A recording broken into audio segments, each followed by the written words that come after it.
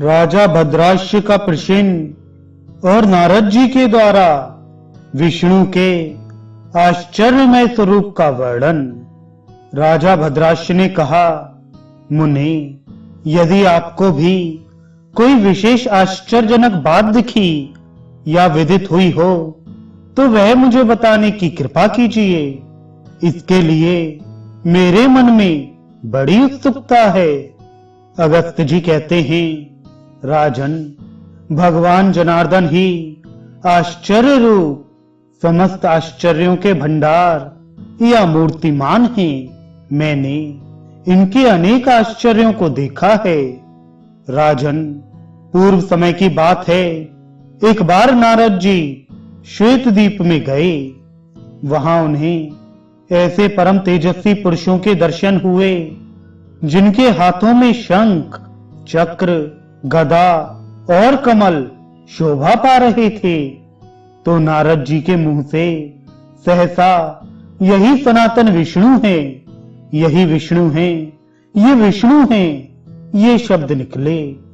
फिर नारद जी के मन में यह विचार आया कि मैं प्रभु की आराधना किस प्रकार करूं। ऐसा विचार कर नारद जी ने परम प्रभु भगवान श्री हरि का ध्यान किया। सहस्त्र दिव्य वर्षों से भी अधिक समय तक उनके ध्यान करने पर भगवान प्रसन्न होकर प्रकट हुए और बोले, महामुनि, तुम वर मांगो, कहो तुम्हें मैं क्या दूं। नारद जी बोले, जगत प्रभो, मैंने 1000 दिव्य वर्षों तक आपका ध्यान किया है। अच्युत, इतने पर यदि आप मुझ पर प्रसन्न हो गए हों तो मुझे कृपया अपनी प्राप्ति का उपाय बतलाइए। देवादिदेव विष्णु ने कहा, द्विजवर, जो मनुष्य पुरुष सूक्त तथा वैदिक संहिता का पाठ करते हुए मेरी उपासना करते हैं, वे मुझे शीघ्र ही प्राप्त करते हैं। पंचरात्र द्वारा निर्दिष्ट मार्ग से जो मानव मेरा यजन करते हैं, उन्हें भी मैं प्राप्त हो जाता हूं। द्विज के लिए तो पंचरात्र का नियम बताया गया है। दूसरों को मेरे नाम, लीला, धाम, क्षेत्र, तीर्थ, मंदिरों की यात्रा एवं दर्शन करना चाहिए।